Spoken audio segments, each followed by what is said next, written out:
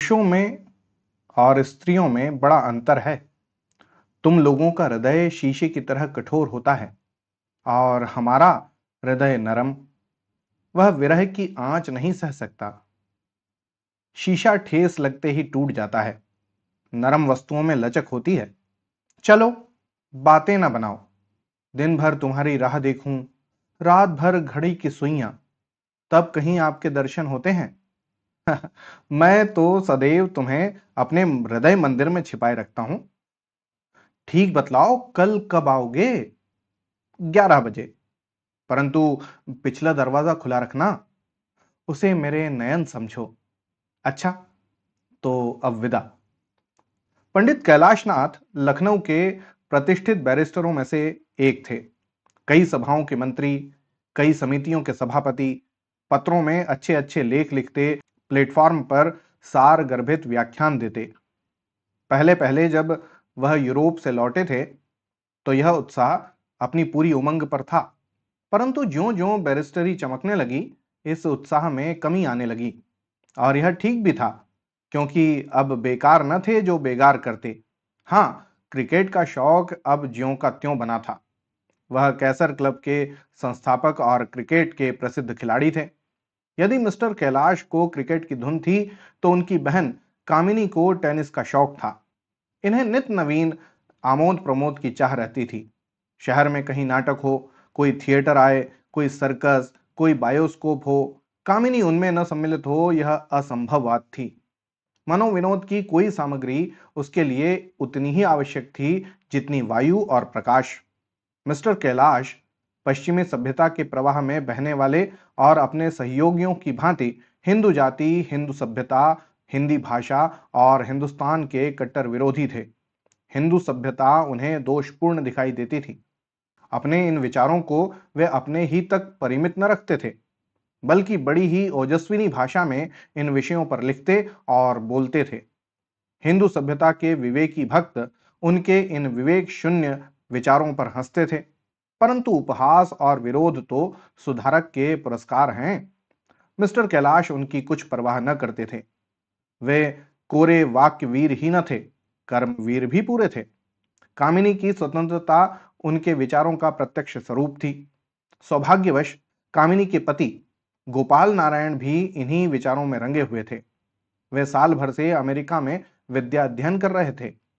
कामिनी भाई और पति के उपदेशों से पूरा पूरा लाभ उठाने में कमी न करती थी। लखनऊ में एक अल्फ्रेड थिएटर कंपनी आई हुई थी। शहर में जहां देखिए उसी तमाशे की चर्चा थी। कामिनी की रातें बड़े आनंद से कटती थीं। रात भर थिएटर देखती, दिन को कुछ सोती और कुछ देर वही थिएटर के गीत अलापती, सौंदर्य और प्रीति के नवरमणीय संसार में रमण करती थी, जहां का दुख और क्लेश भी इस संसार के सुख और आनंद से बढ़कर मोददायी है। यहां तक कि 3 महीने बीत गए। प्रणय की नित्य नई मनोहर शिक्षा और प्रेम के आनंदमय आलाप विलाप का हृदय पर कुछ न कुछ असर होना चाहिए था। सो भी इस चढ़ती जवानी में वह असर हुआ। इसका श्री गणेश उसी तरह हुआ जैसा कि बहुधा हुआ करता है। थिएटर हॉल में एक सुधरे सजीले युवक की आंखें कामिनी की ओर उठने लगीं। वह रूपवती और चंचला थी। अतएव पहले उसे चितवन में किसी रहस्य का ज्ञान न हुआ। नेत्रों का सुंदरता से बड़ा घना संबंध है। घूरना पुरुष का और लजाना स्त्री का स्वभाव है। कुछ दिनों के बाद कामिनी को इस चितवन में कुछ गुप्त भाव झलकने लगे। मंत्र अपना काम करने लगा। फिर नयनों में परस्पर बातें होने लगी। नयन मिल गए। प्रीति गाढ़ी हो गई। कामिनी एक दिन के लिए भी यदि किसी दूसरे उत्सव में चली जाती तो वहां उसका मन न लगता। जी उचटने लगता, आंखें किसी को ढूंढा करती। अंत में लज्जा का बांध टूट गया। हृदय के विचार स्वरूपवान हुए। मौन का ताला टूटा। प्रेमालाप होने लगा। पद्य के बाद गद्य की बारी आई और फिर दोनों मिलन मंदिर के द्वार पर आ पहुंचे। इसके पश्चात जो कुछ हुआ उसकी झलक हम पहले ही देख चुके हैं। इस नव युवक का नाम रूपचंद था। पंजाब का रहने वाला, संस्कृत का शास्त्री, हिंदी साहित्य का पूर्ण पंडित, अंग्रेजी का एमए, लखनऊ की एक बड़ी लोहे के कारखाने का मैनेजर था। घर में रूपवती स्त्री, 2 प्यारे बच्चे थे। अपने साथियों में सदाचरण के लिए प्रसिद्ध था। न जवानी की उमंग, न स्वभाव का छिछोरापन। घर गृहस्थी में जकड़ा हुआ था, मालूम नहीं वह कौन सा आकर्षण था जिसने उसे इस तिलिस्म में फंसा लिया, जहां की भूमि अग्नि और आकाश ज्वाला है, जहां घृणा और पाप है। और अभागी कामिनी को क्या कहा जाए, जिसकी प्रीति की बाढ़ ने धीरता और विवेक का बांध तोड़कर अपनी तरल तरंग में नीति और मर्यादा की टूटी फूटी झोंपड़ी को डुबा दिया। यह पूर्व जन्म के संस्कार थे। रात के 10 बज गए थे। कामिनी लैंप के सामने बैठी हुई चिट्ठियां लिख रही थी। पहला पत्र रूपचंद के नाम था। कैलाश भवन, लखनऊ। प्राणाधार, तुम्हारे पत्र को पढ़कर प्राण निकल गए। उफ, अभी 1 महीना लगेगा। इतने दिनों में कदाचित तुम्हें यहां मेरी राख भी न मिले। तुमसे अपने दुख क्या रोऊं, बनावट के दोषारोपण से डरती हूं। जो कुछ बीत रही है वह मैं ही जानती हूं, लेकिन बिना विरह कथा सुनाए दिल की जलन कैसे जाएगी, यह आग कैसे ठंडी होगी। अब मुझे मालूम हुआ कि यदि प्रेम में दहकती हुई आग है तो वियोग उसके लिए घृत है। थिएटर अब भी जाती हूं, पर विनोद के लिए नहीं, रोने और बिसुरने के लिए। रोने में ही चित्त को कुछ शांति मिलती है, आंसू उमड़े चले जाते हैं। मेरा जीवन शुष्क और नीरस हो गया है। न किसी से मिलने को जी चाहता है, न आमोद प्रमोद में मन लगता है। परसों डॉक्टर केलकर का व्याख्यान था। भाई साहब ने बहुत आग्रह किया, पर मैं न जा सकी। प्यारे, मौत से पहले मत मारो। आनंद के गिने गिनाए क्षणों में वियोग का दुख मत दो। आओ, यथासाध्य शीघ्र आओ और गले लगकर मेरे हृदय का ताप बुझाओ। अन्यथा आश्चर्य नहीं कि विरह की यह अथाह सागर मुझे निगल जाए। तुम्हारी कामिनी। इसके बाद कामिनी ने दूसरा पत्र पति को लिखा। माय डियर गोपाल, अब तक तुम्हारे 2 पत्र आए, परंतु खेद, मैं उनका उत्तर न दे सकी। 2 सप्ताह से सिर में पीड़ा से असह्य वेदना सह रही हूं। किसी भांति चित्त को शांति नहीं मिलती है, पर अब कुछ स्वस्थ हूं। कुछ चिंता मत करना। तुमने जो नाटक भेजे उनके लिए हार्दिक धन्यवाद देती हूं। स्वस्थ हो जाने पर पढ़ना प्रारंभ करूंगी। तुम वहां के मनोहर दृश्यों का वर्णन मत किया करो, मुझे तुम पर ईर्ष्या होती है। यदि मैं आग्रह करूं तो भाई साहब वहां तक पहुंचा तो देंगे, परंतु इनके खर्च इतने अधिक हैं कि इनसे नियमित रूप से सहाय्य मिलना कठिन है, और इस समय तुम पर भार देना भी कठिन है। ईश्वर चाहेगा तो वह दिन शीघ्र देखने में आएगा जब मैं तुम्हारे साथ आनंद पूर्वक वहां की सैर करूंगी। मैं इस समय तुम्हें कोई कष्ट नहीं देना चाहती। आशा है तुम सकुशल होंगे। तुम्हारी कामिनी। लखनऊ के सेशन जज के इजलास में बड़ी भीड़ थी। अदालत के कमरे ठसाठस भरे हुए थे। तिल रखने की जगह न थी। सबकी दृष्टि बड़ी उत्सुकता के साथ जज के सम्मुख खड़ी एक सुंदरी लावण्यमयी मूर्ति पर लगी हुई थी। यह कामिनी थी। उसका मुंह धूमिल हो रहा था। ललाट पर श्वेत बिंदु झलक रहे थे। कमरे में घोर निस्तब्धता थी। केवल वकीलों की कानाफूसी और सैन कभी कभी इस निस्तब्धता को भंग कर देती थी।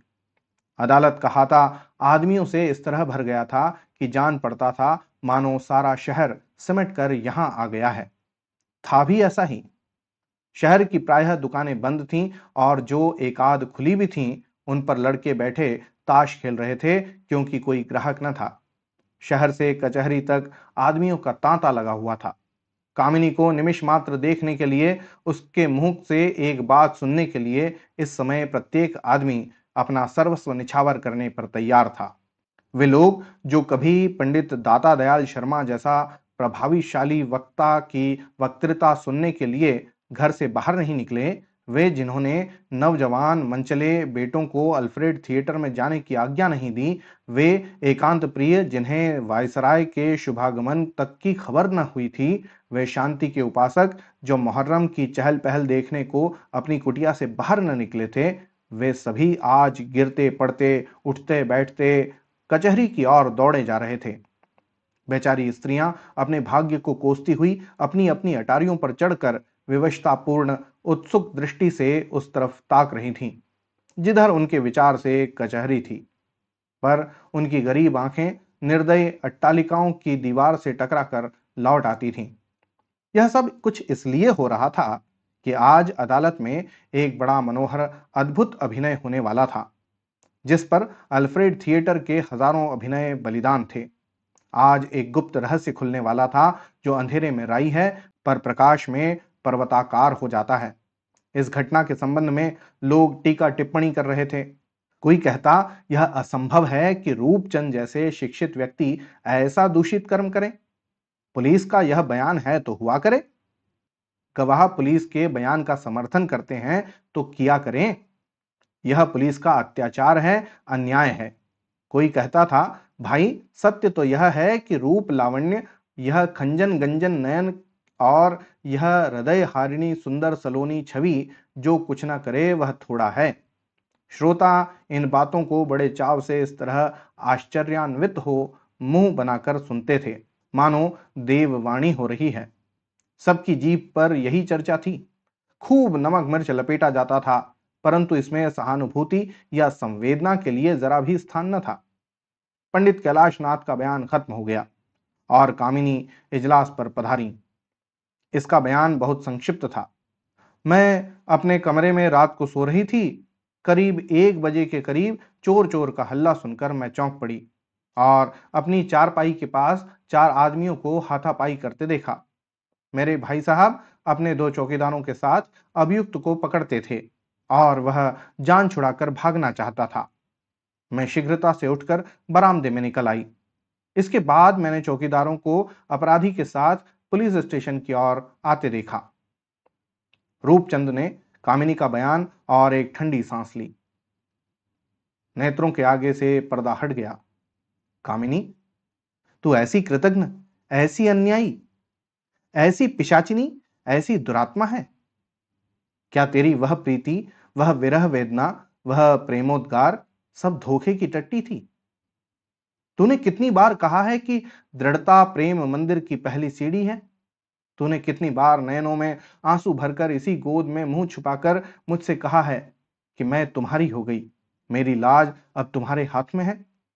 परंतु हाय, आज प्रेम परीक्षा के समय तेरी वह सब बातें खोटी उतरी। आह, तूने दगा दिया और मेरा जीवन मिट्टी में मिला दिया। रूपचंद तो विचार तरंगों में निमग्न था। उसके वकील ने कामिनी से जिरह करनी प्रारंभ की। वकील ने कहा, क्या तुम सत्यनिष्ठा के साथ कह सकती हो कि रूपचंद तुम्हारे मकान पर अक्सर नहीं जाया करता था? कामिनी बोली, मैंने कभी उसे अपने घर पर नहीं देखा। अच्छा, क्या तुम शपथ पूर्वक कह सकती हो कि तुम उसके साथ कभी थिएटर देखने नहीं गई? मैंने उसे कभी नहीं देखा। क्या तुम शपथ लेकर कह सकती हो कि तुमने उसे प्रेम पत्र नहीं लिखे? शिकार के चंगुल में फंसे हुए पक्षी की तरह पत्र का नाम सुनते ही कामिनी के होश हवास उड़ गए, हाथ पैर फूल गए, मुंह न खुल सका। जज ने, वकील ने और 2000 आंखों ने उसकी तरफ उत्सुकता से देखा। रूपचंद का मुंह खिल गया। उसके हृदय में आशा का उदय हुआ। जहां फूल था वहां कांटा पैदा हुआ। मन में कहने लगा, उल्टा कामिनी, अपने सुख और अपने कपट, मान प्रतिष्ठा पर मेरे परिवार की हत्या करने वाली कामिनी, तू अब भी मेरे हाथ में है। मैं अब भी तुझे इस कृतज्ञता और कपट का दंड दे सकता हूं। तेरे पत्र, जिन्हें तूने सत्य हृदय से लिखा या नहीं मालूम नहीं, परंतु जो मेरे हृदय के ताप को शीतल करने के लिए मोहिनी मंत्र थे, वह सब मेरे पास हैं और वह इसी समय तेरा सब भेद खोल देंगे। इस क्रोध से उन्मत्त होकर रूपचंद ने अपने कोट के पॉकेट में हाथ डाला। जज ने, वकीलों ने और 2000 नेत्रों ने उसकी तरफ चातक की भांति देखा। तब कामिनी की विकल आंखें चारों से हताश होकर रूपचंद की ओर पहुंची। उनमें इस समय लज्जा थी, दया भिक्षा की प्रार्थना थी और व्याकुलता थी। मन ही मन कहती थी, मैं स्त्री हूं, अबला हूं, ओछी हूं। तुम पुरुष हो, बलवान हो, साहसी हो। यह तुम्हारे स्वभाव के विपरीत है। मैं कभी तुम्हारी थी और यद्यपि समय मुझे तुमसे अलग किए देता है, किंतु मेरी लाज तुम्हारे हाथ में है। तुम मेरी रक्षा करो। आंखें मिलते ही रूपचंद उसके मन की बात ताड़ गए। उनके नेत्रों ने उत्तर दिया, यदि तुम्हारी लाज मेरे हाथों में है तो उस पर कोई आंच नहीं आने पावेगी। तुम्हारी लाज पर मेरा सर्वस्व निछावर है। अभियुक्त के वकील ने कामिनी से पुनः वही प्रश्न किया, क्या तुम शपथ पूर्वक कह सकती हो कि तुमने रूपचंद को प्रेम पत्र नहीं लिखे? कामिनी ने कातर स्वर में उत्तर दिया, मैं शपथ पूर्वक कहती हूं कि मैंने उसे कभी कोई पत्र नहीं लिखा और अदालत से अपील करती हूं कि वह मुझे इस घृणास्पद अश्लील आक्रमणों से बचाए। अभियोग की कार्यवाही समाप्त हो गई। अब अपराधी के लिए बयान की बारी आई। उसकी सफाई के कोई गवाह न थे, परंतु वकीलों को, जज को और अधीर जनता को पूरा पूरा विश्वास था कि अभियुक्त का बयान पुलिस के मायावी महल को क्षण मात्र में छिन्न भिन्न कर देगा। रूपचंद्र इजलास के सम्मुख आया। उसके मुखारविंद पर आत्मबल का तेज झलक रहा था और नेत्रों से साहस और शांति। दर्शक मंडली उतावली होकर अदालत के कमरे में घुस पड़ी। रूपचंद इस समय का चांद था या देवलोक का दूत। सहस्त्रों नेत्र उसकी ओर लगे थे, किंतु हृदय को कितना कौतूहल हुआ जब रूपचंद ने अत्यंत शांत चित्त से अपना अपराध स्वीकार कर लिया। लोग एक दूसरे का मुंह ताकने लगे। अभियुक्त का बयान समाप्त होते ही कोलाहल मच गया। सभी इसकी आलोचना प्रत्यालोचना करने लगे। सबके मुंह पर आश्चर्य था, संदेह था और निराशा थी। कामिनी की कृतज्ञता और निष्ठुरता पर धिक्कार हो रही थी। प्रत्येक मनुष्य शपथ खाने पर तैयार था कि रूपचंद निर्दोष है।